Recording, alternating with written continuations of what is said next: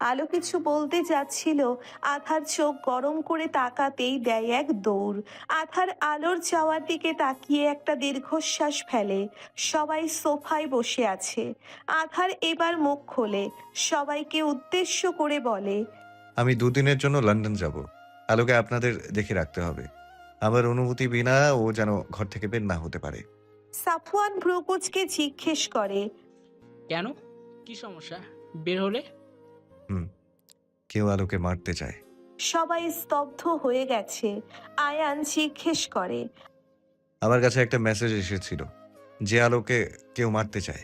যদিও আমি শিওর না এটা সত্যি না মিথ্যা, কিন্তু তাও আমি ওকে নিয়ে কোনো রিস্ক নিতে চাই না। আমার পর ও আপনাদের কাছে সবচেয়ে বেশি সুরক্ষিত থাকবে তা আমি জানি। প্লিজ দুদিন ওকে বাড়ি থেকে বের হতে দিয়েন না। ওর কিছু হয়ে গেলে আমিও বাঁচব না। চিন্তা করো না আধার, আমাদের প্রাণ, আমাদের বোন, ওকে আমরা আগলে রাখবো। ধন্যবাদ। আমি তাহলে লন্ডন যেতে পারি? ওর সাথে দেখা করে আসি। আর এসব ওকে বলার প্রয়োজন নেই। কিছু খাবে না বাবা? প্রথমবার এলে। না আম্মু, লেট হয়ে যাবে। এসে তারপর। আধার ওপরে চলে যায়। আধারের মুখে আম্মু ডাক শুনে সাদিয়া বেগমের মুখে হাসি ফুটে ওঠে। উনি সবাইকে উদ্দেশ্য করে বলে, শুনলে আধার আমাকে আম্মু বলে ডাকলো। ছেলেটার ডাক কেমন অদ্ভুত, মায়া জড়ানো ছিল। মনটা মুহূর্তেই ভালো হয়ে গেল। সবার মুখে হাসি। আধার সবার মন জয় করে নিয়েছে। প্রত্যেক বাবা মা নিজের মেয়ের জন্য এমন জীবন সঙ্গী খোঁজে যে তার মেয়েকে আগলে রাখবে, সবার থেকে বাঁচিয়ে রাখবে, খেয়াল রাখবে। সব গুণই আলোর পরিবার আধারের মধ্যে পেয়েছে। বরং তার থেকে বেশি আধার আলোর ঘরে গিয়ে দেখে আলো একটা টেডি বিয়ার জড়িয়ে ধরে বসে আছে, আর কি যেন বিড়বিড় করছে। আধার হেসে দিল আলোর কাজে। মেয়েটাকে মাঝে মাঝে বড্ড বড় লাগে, আবার মাঝে মাঝে পুরো বাচ্চা হয়ে যায়।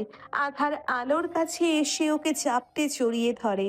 আলো প্রথম হকচকিয়ে যায়, পরে জড়িয়ে ধরা মানুষটা যে ওর বড্ড আপন বুঝতে পেরে মুখে হাসি ফুটে ওঠে। আধার আলোর ঘাড় থেকে চুল সরিয়ে ঘাড়ে অনবরত কিস করতে থাকে। আলোর পুরো শরীর যেন অবশ হয়ে যাচ্ছিল, এমন অবস্থা। আধার কিস করতে করতে আলোর কানের লতিতে একটা কামড় দেয়। আলো হালকা কেঁপে ওঠে, সাথে মৃদু চিৎকার। আধার আলোকে নিচের দিকে ঘুরিয়ে ওর ঠোঁটে ঠোঁট বসিয়ে দেয়। কিছুক্ষণ ঠোঁটের মধুর রস নিগড়ে নেওয়ার পর আধার আলোকে ছেড়ে জড়িয়ে ধরে। আলোর মাথায় চুমু দিয়ে নরম গলায় বলে, জান পাখি, হুম। আমি চলে যাচ্ছি। দুদিন পর ফিরবো। একদম লক্ষ্মী মেয়ের মতো থাকবে। আর আম্মু, আব্বু, আয়ান ভাই, সাফওয়ান এরা যা বলবে তাই শুনবে। হুম। কাউকে না বলে বাসার বাইরে যাবে না। যা লাগবে সাফওয়ান আর আয়ান ভাইকে বলবে। হুম। মনে থাকবে তো? নাকি আমি সামনে আছি বলে সব বলছো? আমি যদি জানি তুমি কথার অবাধ্য হয়েছো, তাহলে কিন্তু পানিশমেন্ট পেতে হবে। কঠোর গলায় বলে। আলো একটা ঢোক গিলে উপর নিচে মাথা হেলায়। আধার একটা মুচকি হাসি দিয়ে আলোর কপালে কিস করে চলে যায়। সবার থেকে বিদায় নিয়ে বেরিয়ে পড়ে। আলো বারান্দায় দাঁড়িয়ে যতক্ষণ দেখা যাচ্ছিল গাড়িটা, ততক্ষণ গাড়ির দিকে তাকিয়েছিল। চোখ থেকে এক ফোঁটা পানি গড়িয়ে পড়ে। সযত্নে তা মুছে নেয়। প্রায় অনেক দিন হয়ে গেছে, চাঁদনির কোনো খোঁজ নেই। সাফওয়ান কেবিনে বসে আছে। মেয়েটা কি এখন অসুস্থ? ওষুধ খাওয়াও তো ঠিক মতো নাকি?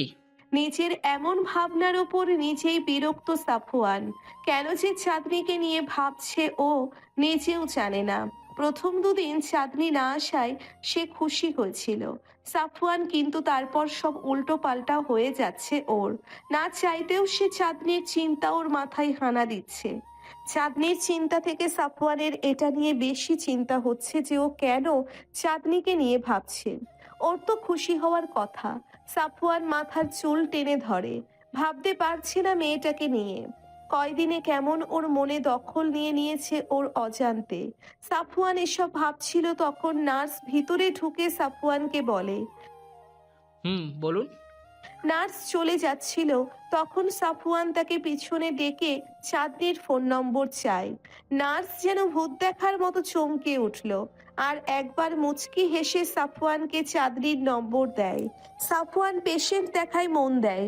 আলো বারান্দায় দাঁড়িয়ে আন মনে আকাশের দিকে তাকিয়ে আছে। আধারের কথা মনে পড়ছে খুব। হঠাৎ ওর সামনে কেউ ধোয়া ওঠানো কফি দেয়। আলো পাশে তাকিয়ে দেখে সুমি দাঁড়ানো। আলো একটা জোরপূর্বক হাসির রেখা টেনে কফির মগটা নিয়ে বলে, অসময়ে কফি নিয়ে আসলে ভাবি? দেখলাম আমার ননদি তার বরের বিরহে মুখটা গোমড়া করে রেখেছে, তাই আর কি। আলো মুচকি হেসে বলল, তেমন কিছু না ভাবি। সব বুঝি ননদিনী, আমিও এমন সময় কাটিয়ে এসেছি, তাই এসব আমাকে বললে হবে না। আলোর আর কথা বাড়ালো না, কফি খেতে থাকলো। হঠাৎ ওর নজর পড়লো বাইরে থাকা ফুচকা দোকানদারের ওপর। আলো মুখটা চকচক করে ওঠে। ও সুমিকে ঝাঁকিয়ে বলে, ভাবি দেখো ফুচকা, চলো না যাই প্লিজ প্লিজ। সুমির মনে পড়ে যায় আধারের সতর্কবাণীর কথা। এক কথাই না করে দেয়। না আলো, এখন ওসব খাওয়ার দরকার নেই, তোমার ভাইয়াকে নিয়ে আসতে বলবো। ভাবি প্লিজ যাই না, আর আমি তো একা যাব না, তুমিও যাবে, প্লিজ প্লিজ চলো না ভাবি। না আলো, আমরা কেউ যাব না। কিন্তু কেন? চলো না প্লিজ। আলো পুরো জেদ ধরে বসে আছে। বারবার সুমিকে বলছে। সুমি এবার বিরক্ত হয়ে যায়। আলো না চাইতেও এক ধমক দেয়। চুপ করো আলো, সব সময় সব জেদ ভালো লাগে না, যখন না বলেছি তখন না। আলো সুমির ধমকে কেঁপে ওঠে। সুমি রুম থেকে বের হয়ে যায়। আলোর মন খারাপ হয়ে যায়। সুমি কখনো আলোর সাথে এমন বিহেভ করেনি, এই প্রথম করলো। তাই আলো আরো বেশি কষ্ট পেয়েছে। এমন সময় আধার কল করে। আলো নাম না দেখেই কল রিসিভ করে, আর ভার গলায় বলে, হ্যালো। আধার আলোর গলা শুনেই বুঝতে পারে আলোর কিছু হয়েছে। আধার নরম কণ্ঠে বলে, কি হয়েছে জান পাখি? তোমার গলায় এমন লাগছে কেন? আধারের কণ্ঠ শুনে আলো আরো আদুরে হয়ে যায়। এবার কেঁদে দেয়। কাঁদতে কাঁদতে বলে, ভাবি আমাকে ধমক দিয়েছে। আলোর কথা শুনে আধার রেগে যায়।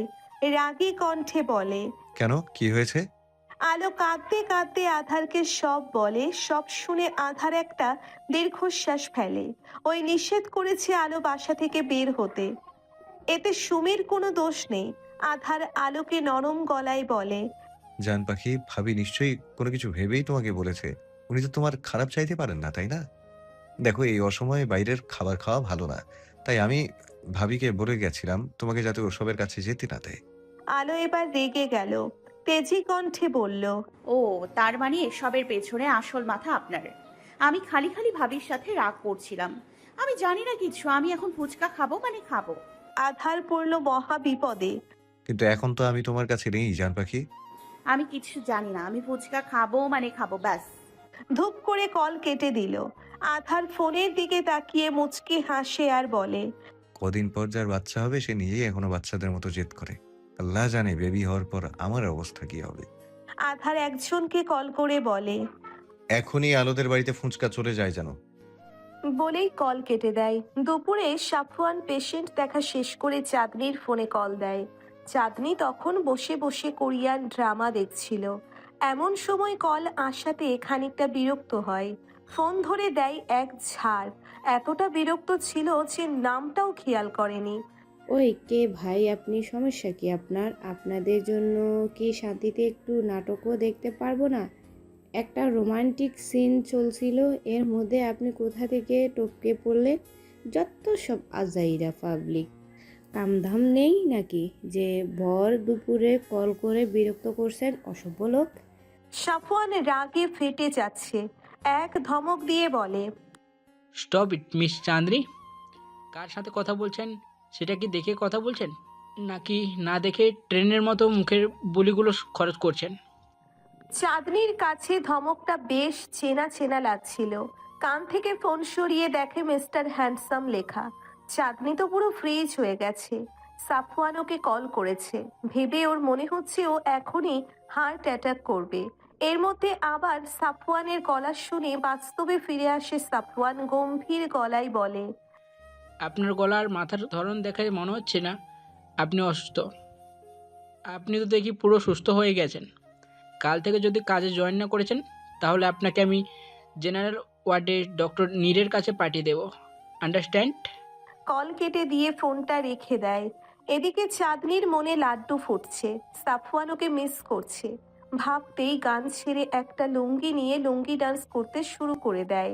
কিছুক্ষণ ডান্স করে ক্লান্ত হয়ে বেডে শুয়ে পড়ে চোখ বন্ধ করতেই সাফওয়ানের দেওয়া ধমকির কথা মনে পড়তেই উঠে বসে। নিজেই নিজেকে বলে, না, ওই নীর না ফির ওর কাছে যাওয়া যাবে না, কালই হসপিটালে যেতে হবে। নাচাতে নাচাতে গোসল করতে চলে যায়। আধারের পাঠানো ফুচকার মধ্যে থেকে মাত্র একটা ফুচকা সুমিকে দিয়ে বাকি সব ফুচকা ও একাই খেয়েছে। প্রায় 30টা ফুচকা আধার পাঠিয়েছিল। আধার কি আর জানতো আলো সব একাই খেয়ে ফেলবে? তার উপর টকও প্রচুর খেয়েছে। এদিকে বাড়ির সবাই ওর খাওয়ার দিকে তাকিয়ে আছে।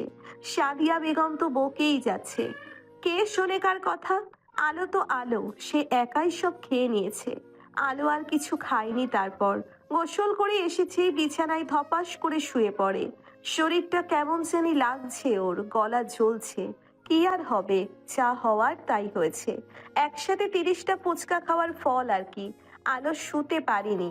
এর মধ্যেই পেটে ব্যথা শুরু হয়ে যায়। আলো এবার নিজেকে বকতে শুরু করে। কে বলেছিল তোকে? হ্যাঁ, কে বলেছিল 30 টাকা ফুচকা খেতে? এই জন্যই মানুষ বলে লোভে পাপ, পাপে মৃত্যু। এবার ভোগ কর যন্ত্রণা। ও আল্লাহ, এতে ব্যথা করছে পেটে। আলো তাড়াতাড়ি করে ফার্স্ট এইড বক্স থেকে ঔষধ বের করে খেয়ে নেয়। আলোর কিছু বছর আগে আলসারের সমস্যা হয়েছিল। সেই থেকে বেশি টক ঝাল বাইরের মশলা দেওয়া খাবার খাওয়া ওর নিষেধ। এতদিন পর ফুচকা দেখে নিজেকে সামলাতে পারেনি ও, তার ফল এখন পাচ্ছে। আলো পেটে বালিশ চেপে শুয়ে পড়ে। আগুন, বলো। বলছি আলোর কোনো খবর নেই, ওরা কোথায়? আসলে আদার লন্ডন গেছে, তাই আলোকে ওর বাবার বাড়ি রেখে এসেছে। রাত্রি চলে যেতে নিলেই আগুন ওকে এক টানে নিচের বুকের ওপর এনে ফেলে। রাত্রি বড় বড় চোখ করে তাকিয়ে আছে। আগুন রাত্রির মুখে ফু দিয়ে বলে। সারাদিন থাকো কোথায়, তোমাকে কাছে পাই না। রাত্রি আগুনের রোমান্টিক মুডের 12টা বাজিয়ে বলে ওঠে। ইয়াক, সকালে উঠে কি ব্রাশ করেননি নাকি? আপনার মুখ থেকে বাজে গন্ধ বের হচ্ছে। যান যান, আগে ব্রাশ করে আসুন, তারপর রোমান্স করবেন। আগুন মুখে বিরক্তি নিয়ে বলে। তোমার মতো আনরোমান্টিক বউ যেন আমার শত্রুরও না পায়। রাত্রির সাথে সাথে তেলে পড়া পানির মতো ফুঁসে উঠল। আগুনের কোল থেকে নেমে ওর সামনে কোমরে হাত দিয়ে বলে। কি? আমি আমি আনরোমান্টিক? অবশ্যই তুমি। বলেই আগুন উঠে চলে যেতে নিলেই রাত্রি আগুনের চুল টেনে ধরে, পিঠে ধূপধাপ কিল বসিয়ে দেয়। আগুনও ছাড়ার লোক না, ও রাত্রির চুল ধরে ওর পিঠে কয়টা কিল বসিয়ে দেয়। শুরু হয়ে গেল টম অ্যান্ড জেরির শো। বালিশ নিয়ে দুজনে তৃতীয় বিশ্বযুদ্ধে নেমে পড়েছে। পুরো রুমে বালিশের তুলোর ছড়াছড়ি। নিচে আগুনের মা কপাল চাপড়াচ্ছে আর বলছে। আগুনের বাবা ওর মাকে জড়িয়ে ধরে বলে। এর মধ্যেই রাত্রি সেখানে চলে আসে। সামনে তাকিয়ে কিছু বলতে যাবে তার আগেই ওর চোখ বড় বড় হয়। আগুনও রাত্রির পিছনে এসে বাবা মায়ের এমন রোম্যান্স দেখে চেঁচিয়ে বলে। সব আমার কপাল, আমার বাবা মা এখনো রোমান্স করছে আর আমার বউকে কাছেই পাই না। সাথে সাথে আগুনের বাবা মা সরে যায়। আগুন ছাড়া বাকি 3জনই লজ্জায় লাল হয়ে গেছে। রাত হয়ে গেছে। আলো সেই যে রুমে ঢুকেছে আর বের হওয়ার নাম নেই।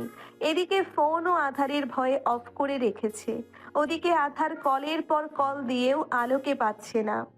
রাগ চিন্তায় মাথা কাজ করছে না ওর। ড্রয়িং রুমে বসে সবাই চা খাচ্ছিল। এমন সময় সাফওয়ান জিজ্ঞেস করে। আলো কোথায়? তোমাদের বোনের মতিগতি কি কেউ বুঝো না? সেই যে দুপুরে দরজা দিয়েছে, এখনো খোলার নাম নেই। সাফওয়ান রেগে বলে। কি বলছো? এতক্ষণ করে আর তোমরা এখন বলছো? এর মধ্যেই আয়ানের ফোন বেজে ওঠে। আয়ান ফোন নিয়ে দেখে আধারের কল।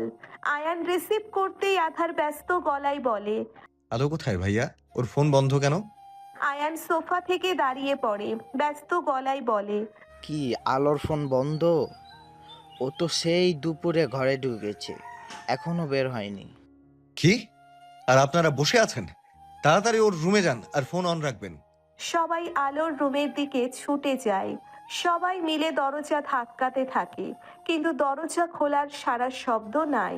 এমনকি ভেতর থেকেও কোনো শব্দ পাওয়া যাচ্ছে না। যাবে কি করে? আলো তো ব্যথার যন্ত্রণায় অজ্ঞান হয়ে গেছে। ফোনের ওপর পাশে আধারের কপালে বিন্দু বিন্দু ঘাম জমেছে টেনশনে। মনে মনে বলে, আর কত পোড়াবে আমাকে? কি দোষ করেছিলাম তোমাকে ভালোবেসে যে রোজ আমাকে পুড়তে হচ্ছে? এদিকে আর উপায় না পেয়ে সাফওয়ান আর আয়ান দরজা ধাক্কা দিতে থাকে। একসময় দরজা খুলে যায়। সবাই ভিতরে এসে আলোকে ডাকতে থাকে, কিন্তু ওর কোনো সাড়াশব্দ নেই। সবাই প্রচুর ভয় পেয়ে যায়। সাফওয়ান আলোর পালস চেক করে বলে, ঘুমের ঘরে অজ্ঞান হয়ে গেছে। সাফওয়ানের কথা শুনে আধার পাগলের মতো হয়ে যায়। ছটফট করতে থাকে আলোর কাছে যাওয়ার জন্য, কিন্তু সে তো নিরুপায়। সাফওয়ানের গলায় আধার আবার সেদিকে মনোযোগ দেয়। ও কি আজ সারাদিন এমন কিছু করেছে যার জন্য এমন হতে পারে? সুমি ফট করে বলে, ফুচকা, আলু 30 টাকার ফুচকা খেয়েছি, তাও নিষেধ করা, আমার নিষেধ করাতেও শুনেনি, সাথে টকও খেয়েছে। কি? তোমরা এত কেয়ারলেস কি করে হতে পারো? ওর আনসারের অপারেশন করা, এসব ওর জন্য 20-30টা, এই জন্য ওর এই অবস্থা। সাফওয়ানের কথা শুনে আধারের এখন নিজের উপর রাগ হচ্ছে। প্রেয়সীর ইচ্ছে রাখতে কি করে ভুলে গেল তার এমন জটিল সমস্যা আছে। আধার ফট করে কল কেটে দেয়। সামনে যা পাচ্ছে তাই ভেঙে ফেলছে।